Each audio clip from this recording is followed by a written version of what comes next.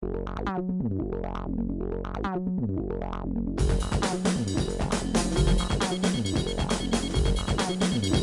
tal, amigos? Mi nombre es Ricardo Vázquez Kunze y este es su programa Pulso Parlamentario por Congreso Televisión y Radio Congreso. Hoy día estará con nosotros el constitucionalista, abogado y analista político Ángel Delgado para conversar con nosotros sobre dos temas fundamentales. En primer lugar, la ley Mulder, que tiene que ver con la reglamentación de la moción de confianza que presenta los gabinetes y también sobre el tema de la vacancia presidencial. Dos temas que han causado mucha polémica esta semana y que el doctor Delgado nos aclarará y nos ilustrará. Vamos a una pausa y regresamos con el doctor Ángel Delgado.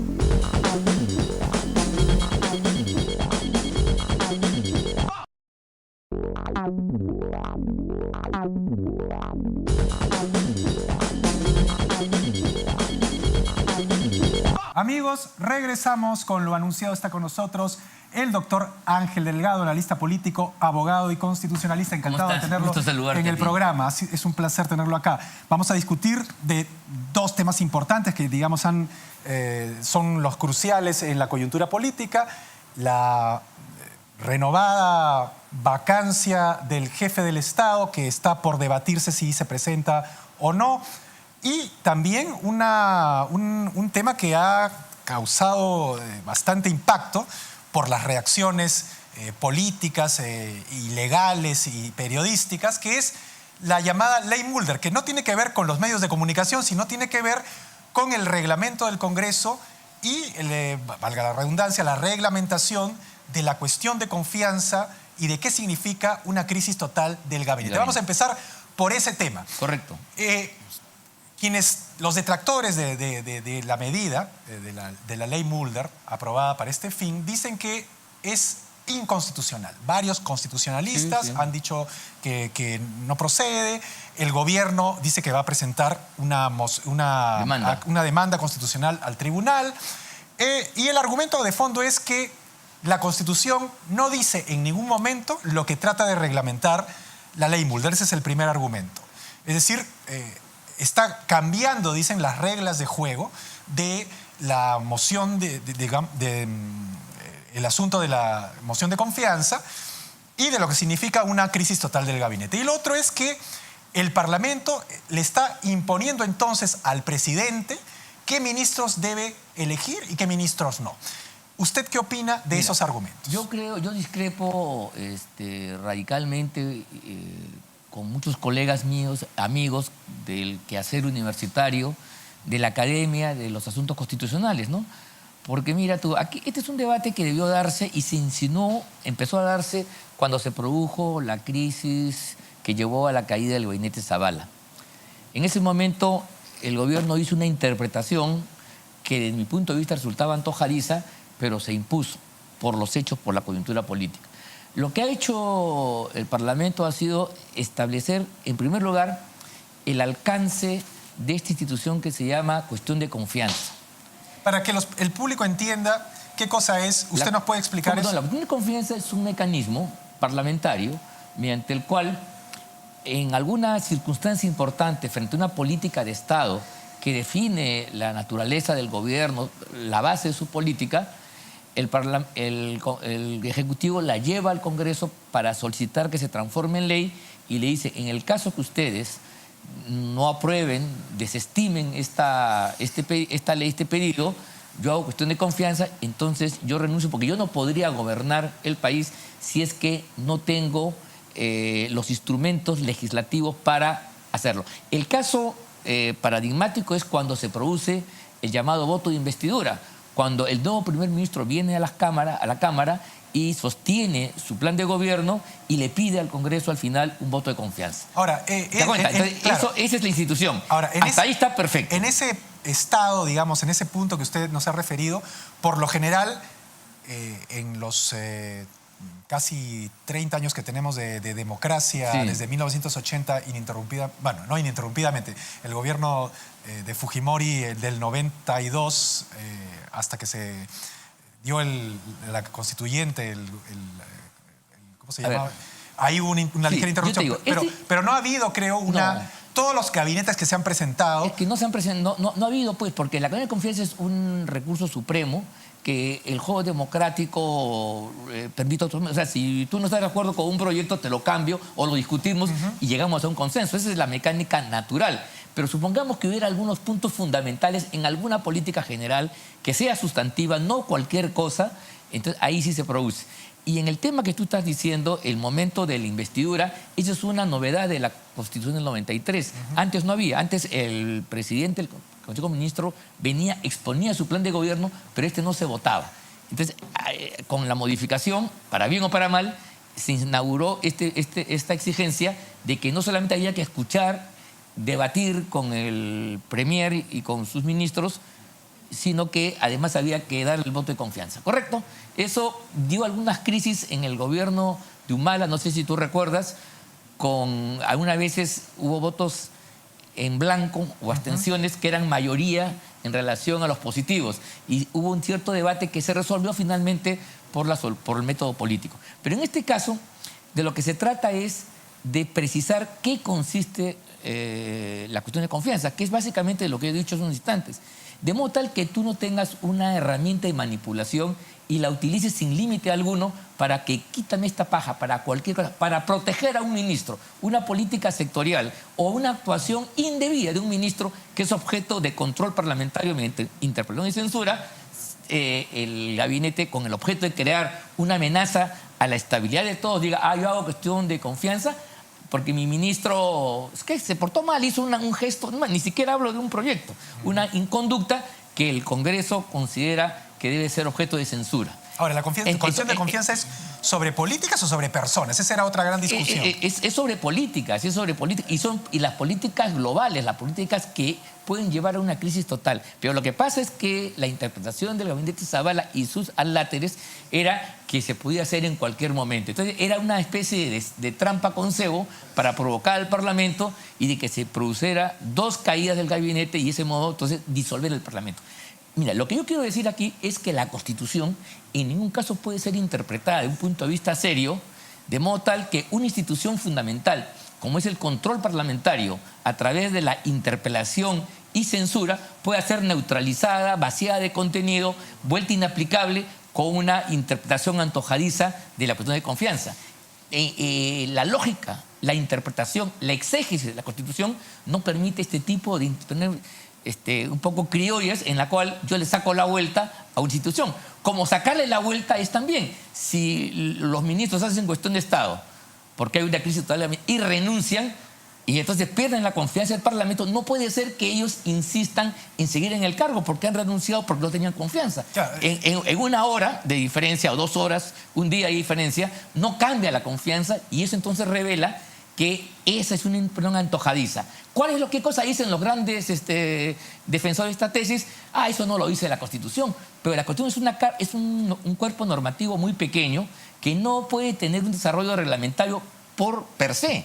Y por esa razón, entonces, se tiene que interpretar con la lógica de la buena fe, del sentido común, que te dice, pues, que si tú renunciaste, no puedes volver a ejercer el cargo y tú tampoco puedes hacer de la cuestión de confianza una varita mágica para poder pechar al Parlamento e impedir que éste pueda hacer su función fiscalizadora. Claro, esa no es la lógica de la Constitución y me parece bien entonces que el Congreso de la República diga en qué consiste la cuestión de confianza, cuándo se utiliza y sancione lo que es de sentido común de que si tú renuncias porque no tienes la confianza, no puedes seguir en el cargo al cual has renunciado bajo ningún concepto. Lo que entiendo que pide la ley es que los ministros que apoyan al primer ministro en pedir la cuestión de confianza que finalmente es rechazada, se tienen que ir todos porque todo el gabinete ha perdido la confianza del Congreso. De la misma manera que cuando un ministro en particular es censurado no puede volver a ocupar el cargo porque ha sido censurado. Es lo mismo, porque cuando yo renuncio es porque no tengo confianza, cuando me censuran es porque me han quitado la confianza. Entonces, si hay la lógica que tú no vuelves en la censura, no tienes por qué volver con la cuestión de confianza. Sentido común puro, castellano puro, lógica pura. Sería llegar al absurdo de que a un ministro lo censuren, ¿no es cierto? Y el gobierno lo quiera volver a poner para hacer cuestión de confianza. O sea, eso es inaudito, o sea, no cabe en la lógica. No hay ninguna constitución del mundo que permita este tipo de enfrentamiento. Al contrario, la Constitución es un documento que lo que busca es la paz, busca repartir los poderes, establecer los balances, los hechos balances y contrabalances, de modo tal que discurra una solución con equidad. Si alguien quiere usar la Constitución de un modo tinterillesco, sacándole la vuelta, porque aparentemente hay un vacío, porque no dijo lo que tenía que decir en forma explícita, pero está contenida de manera implícita, yo creo que esa es una interpretación que no corresponde a los cánones de lo que nos dice las doctrinas sobre la interpretación constitucional, que tú la tienes que hacer de modo tal de que pueda fluir el derecho y alcanzar soluciones políticas razonables, convenientes para todos. Aquí ha sido todo lo contrario. Aquí se ha usado un mecanismo para usarlo como piedra, como arma arrojadiza con el contrario y tergiversar el conjunto del texto y la doctrina y el espíritu de la Constitución, que lo que busca es que el Parlamento controle políticamente al Ejecutivo a través de la institución de la interpretación y la censura. Y eso no puede ser contradicha, no puede ser bloqueada, no puede ser desnaturalizada con un uso desmedido, abusivo de la cuestión de confianza. Ahora, que tiene su sitio para otras cosas, ¿no? Usted ha dicho que, con toda claridad, que el Parlamento, su deber es controlar al Ejecutivo. Pero en la sabiduría de la Constitución, el Ejecutivo también tiene el arma de la cuestión de confianza como último recurso por si ese control de alguna manera es abusivo. Pero digamos, ese es el balance, pero desnaturalizarla, me dice usted, ya rompe totalmente con ese balance. Ya es una cuestión que nos puede llevar a un enfrentamiento y a una situación... Por ejemplo, que el Congreso de la República no quiera reconocer al gabinete que ha puesto el presidente de la República. Lo rechaza, no me gusta tu plan. Lo rechazo. Ahí, bueno, entonces se produce un vacío, porque entonces ni el Ejecutivo puede gobernar, porque no tiene un gabinete con la confianza del caso, no puede aprobar sus normas que necesita, y entonces la solución es nuevas elecciones. En ese contexto, pero esa es una medida extrema, una ratio final. No puede ser el punto de partida, porque eso no es lo republicano. Lo republicano es que funcionen las cosas y que finalmente las diferencias se arreglen a través del debate, de la deliberación y mediante el acuerdo y el consenso necesario. Ahora, a mí me parece de sentido común lo que usted está diciendo. La pregunta es, ¿por qué cree usted que sus colegas constitucionalistas, digamos, no tienen esa interpretación de sentido común y se aferran a una interpretación según la cual, como la Constitución no dice tal cosa, entonces el Congreso está, digamos, forzando esa institución? Al contrario, porque no dice, ellos son los que están forzando. O sea, se agarran de una herramienta, la descontextualizan, la sacan de su función natural, que es justamente garantizar que el gobierno tenga la confianza para llevar adelante su política general. Pero si para cada caso concreto, si mañana cuando el ministro estornuda se enfrenta, tiene un problema, como fue el caso de la bola magisterial, por Dios, eso fue lo que iba a llevar a la vacancia de la señora ministra, el señor presidente del Consejo de Ministros entonces, Zavala, hizo cuestión de Estado, cuestión de confianza y pasó lo que sucedió. Pero esa cuestión de confianza era ya en sí equívoca, porque no procedía que por la censura de un ministro en particular, por temas particulares en relación al manejo de la huelga, a favor, en eso no entro, tú movilizaras el conjunto y crearas artificialmente una crisis total de gabinete. La crisis total es cuando hay un impasse de fondo. Por ejemplo, que el Congreso no quiera aprobar al gabinete que designe el presidente de la República. Una vez, dos veces, ahí sí estamos. O un debate pues sustantivo que haya partido el país en dos, no sé, cualquiera de los grandes temas sobre el presupuesto, sobre los derechos sociales, sobre, en fin, la política de descentralización. Una de esas políticas fundamentales que el gobierno considere que si yo no tengo tu respaldo, no puedo seguir gobernando. Entonces, nombremos a otra persona para eso. Esa es la cuestión de confianza, correcto. Y eso tiene un límite para que no sea indefinido, un par de gabinetes. Entonces, si hay ese impasse, que tiene que llegarse después de un resultado madurado, lógico y natural, a un punto donde finalmente lo más conveniente para el país sea unas nuevas elecciones disolviendo el Parlamento. No puede ser el punto de partida, no puede ser, te abres la puerta y provocas una crisis. Lo que se quiere evitar es que se use la Convención de Confianza como una chaveta para presionar a la mayoría parlamentaria ponerlos contra la pared, y en el fondo es negarles el derecho o la facultad que tienen, la prerrogativa que tienen de poder ejercer los controles que la ciudadanía y la Constitución le han encargado frente al Ejecutivo, mediante la interpelación y mediante la censura. Ese es el mecanismo democrático que se quiere pervertir con una cuestión de confianza sin bridas, que camina desbocadamente y que se utiliza como una ametralladora para finalmente hacer lo que le da la gana al Ejecutivo. Por favor, eso en ninguna parte del mundo. Y en un debate académico serio, yo estoy seguro que mis colegas no se atreverían a decir las cosas que a veces sueltan por los medios de comunicación. ¿Usted cree que sus colegas entonces están haciendo más que todo un ejercicio de intereses políticos que estrictamente un exégesis constitucional? Claro, entre medias verdades, bueno, pueden decir que esto ya, yo puedo coincidir con ellos de que esta norma ya no tiene efecto retroactivo, ya, ok, para adelante, podemos discutir eso, ya, de acuerdo. Pero lo que yo le digo, que quieran ellos hacer de la cuestión de confianza un arma para pechar al Parlamento, yo te disuelvo, entonces inclusive daría lugar, como algunos analistas, algunos periodistas han dicho, hay que hacerle de frente. ¿Se acuerdan que eso fue lo que dijeron al comienzo? Había que provocar al Parlamento, había que, no sé, ponerle a alguien que no le gustaba para que el Parlamento se provoquen las cuestiones de confianza. Ese tipo de razonamiento es inconstitucional. Eso ninguna constitución democrática en el mundo puede permitirlo. Eso es un lenguaje pinterillesco, y golpista, además, porque... En última instancia golpista porque rompe pues, los equilibrios de la Constitución. Aquí no se rompe. Aquí el gabinete va a tener siempre la posibilidad de hacer cuestión de confianza, pero lo hará cuando corresponda, cuando efectivamente las circunstancias lo ameriten. No cuando, como sucedió, cuando un ministro es interpelado, o por ejemplo, mañana se le puede ocurrir a la señora ministra impedir la vacancia, que es otro mecanismo constitucional, haciendo cuestión de Estado. Yo estoy en contra, yo quiero que se defienda, yo quiero que se retire y ponga una... Entonces, como no votan, se produce el segundo... Ajá. Y el presidente puede convocar... Entonces, claro, eso es pues una tinterillada. Eso es burdo. Es tinterillesco. Al sentido común de la gente que nos escucha, eso no es una tinterillada, eso no es inaceptable. En la escuela de Derecho a uno no le enseñan que esos métodos no son válidos. Pues, y un juez de verdad los rechaza, porque está haciendo abuso de derecho, está tergiversando la normatividad para fines totalmente subalternos.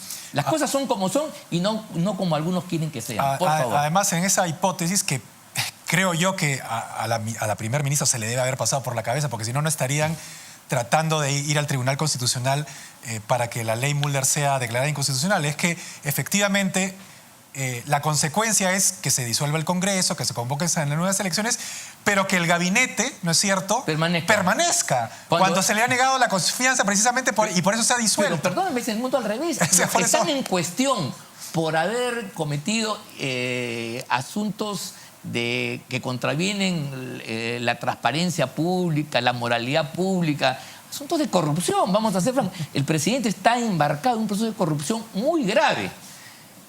Ahora, ¿él pretende disolver el gabinete? Perdón, pretende disolver el Congreso que lo quiere juzgar, que lo quiere procesar, de acuerdo a lo que dice la Carta Constitucional. Eso me parece un sinsentido, efectivamente, de carácter golpista, como lo ha señalado muy bien. Ahora, otro de los temas es, dentro de este análisis constitucional, se pide, por ejemplo, ahora que el vicepresidente, ¿no es cierto?, el primer vicepresidente, que también es el embajador del Perú en Canadá, unos piden que renuncie a la embajada y otros piden que también, si es que se produce la vacancia, renuncie con el presidente y con la segunda vicepresidenta. Que eso es lo leal y además que eso es lo que corresponde. ¿Eso es constitucional? Esas exigencias pueden ser políticas, pero le pregunto yo, ¿son constitucionales o no? Por supuesto que no, porque el vicepresidente es una figura de la Constitución y está puesto ahí para reemplazar al presidente ante cualquier eventualidad. Pero no solamente eso, sino eso revela un pensamiento primitivo, antirrepublicano, Que es la lealtad a la persona. A la época del feudalismo. Acuérdate tú cómo era en la Edad Media, donde el siervo hacía el homenaje, claro. Y tú en hombre de un señor. Entonces, en ese momento, pues, el hombre, el vasallo, le entregaba casi su vida, todo. Eso es lo que se llamaba el homenaje. El homenaje. Yo hacía homenaje a mi señor y era una lealtad personal, okay. No era una lealtad, pues, con nada más que la persona. Ese tipo de razonamientos que tiene la camorra italiana, las mafias y otras cosas más, no son, pues, republicanas, porque la lealtad no es a la persona. Y además, ¿por qué meter a Vizcarra en tema de corrupción de Lavajato, donde está si no está él ahí? Está metido ahí? Además, el señor Vizcarra tiene la misma legitimidad de Kuczynski, ha sido elegido con los mismos votos. Claro, ese es otro argumento, ¿no? Se dice que él, de alguna manera, quiere usufructuar por la puerta falsa, ¿no es cierto? Además ha sido no solamente una interpretación de este gobierno, digamos, de esta situación, sino que todos los presidentes de alguna manera siempre dicen que el vicepresidente, digamos, de alguna manera representa, entre comillas, a un traidor en potencia, ¿no? ¿Por qué? Porque si el presidente sufre algún percance, siempre está ahí para reemplazarlo. Entonces no ha debido nombrarlo, pero el señor Vizcarra, en su momento, le aportó a Kuczynski una presencia descentralista que no tenía, porque era ultralimeño, ultracentralista, y además unos votos provincianos que fueron muy importantes en la definición final. El país se elige, la elección presidencial es en el Perú, ¿por el presidente o por la plancha? La gente vota por la plancha, si no, entonces no tendrías por qué tú escoger. Entonces el señor Vizcarra ha sido elegido con la misma legitimidad que el señor Kuczynski, que la señora Arauz. Con los mismos votos que el señor Arauz. Tiene la misma votación y entonces está dispuesto. Y más si recordamos, mira, en los países que tienen más afincadas sus instituciones, los vicepresidentes son personas notables. En Estados Unidos, acuérdate tú, cuando al final de la Guerra Mundial murió Roosevelt, Franklin Delano Roosevelt, el gran presidente. Asumió Truman. Asumió Truman, que él fue el que definió el final de la guerra con Japón, tirar la bomba atómica, etc. Y fue un vicepresidente de Polendas. Nixon fue vicepresidente de Eisenhower. Y lo mismo... Johnson fue de Kennedy. Pero Johnson de Kennedy, cuando muere, lo sustituye. Y el país no se quebró, no hubo que hacer elecciones adelantadas, porque la institucionalidad constitucional prevaleció sobre cualquier otra contingencia. Eso es lo que tenemos que hacer. Si el Perú lograra establecer que ante una crisis tan grave nosotros le damos un curso constitucional poniendo al primer vicepresidente o a la segunda, si fuera el caso, yo creo que como país ganaríamos mucho, porque ante una crisis también tenemos el remedio establecido en la propia Constitución.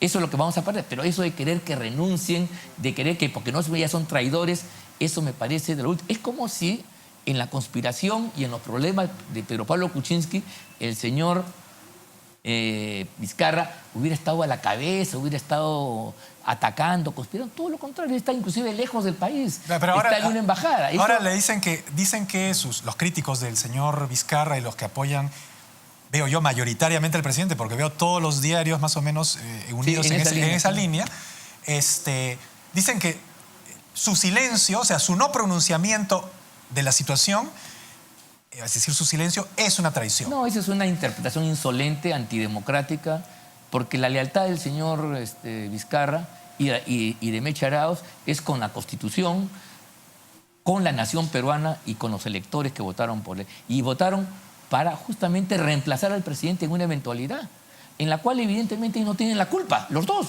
Es una situación que se ha generado por unos descubrimientos y ni siquiera ha nacido del debate político interno. Que solo atañe al presidente. Mira, a ver, recordemos, no es el debate que se produjo al final del segundo gobierno, del primer gobierno de Belaúnde, donde se quebró y el primer vicepresidente Sobane tomó una posición distinta en el curso del gobierno por el tema de la página 11, la política tributaria, qué sé yo. Eso es distinto, porque aquí no, aquí es un hecho ajeno al gobierno. En el gobierno han actuado todos en conjunto, unánime, y por lo tanto es inadmisible que se lo pretenda pechar, exigir que tenga un comportamiento no republicano. Yo creo que eso además revela una visión poco patriótica, porque lo que están planteando frente a la crisis, que ya es bien grave, que la nave del Perú se hunda. Lo que dijo irresponsablemente el rey de Francia, Luis XV. ¿no? Después de mí el diluvio. Después de mí el diluvio. Y efectivamente fue. Fue efectivamente. Porque a su sucesor le cortaron la cabeza. Le cortaron la cabeza y a toda su clase social. Entonces, eso es lo que se quiere. Ese es el amor a la patria que tiene el señor Cheput, amigos míos, y todo, Gilbert Violeta, y todos los que reclaman que ahora hay elecciones. O sea, que frente a la crisis, en lugar de buscar la salida de menos que prevé la Constitución. Que establece la Constitución, busquemos una llave al abismo a ver qué pasa. Entonces, como yo fracasé, hundamos el país con todos. Eso es lo que hizo Hitler con Alemania. Claro, eso me estoy recordando. Se jaló todo eso famoso que a Albert Speer, que era su ministro de Armamentos, le produjo una suerte de conmoción moral y no cumplió la última orden, que era devastar a Alemania al 100%. Él dijo, no puede ser. Nada. Así es, o sea, el fracaso, porque él decía, el pueblo alemán no es digno porque ha sido derrotado y no estaba a la altura de mis ideas. Entonces, ese tipo de Eso es una lógica bien perversa, ¿no? Y hay que denunciarlo como tal. Y se lo dice abiertamente sin tapujo ni vergüenza. Deberían pensar 2 veces lo que están señalando. O sea, el interés común de la patria de buscar una solución adecuada frente a una crisis es respondida con vámonos al abismo todos. O sea, si no es conmigo, al hoyo y a la muerte completa a todo el país, porque eso es lo que se está planteando, a todo el país. Y eso me parece muy poco responsable de quienes quieren aspirar a conducir la nave del Estado, ¿no? Y me parece fatal. Bueno, ha sido un placer tenerlo en el programa. Gracias a ti. Mucho gusto. Conmigo será hasta una siguiente emisión de Pulso Parlamentario por Congreso Televisión y Radio Congreso.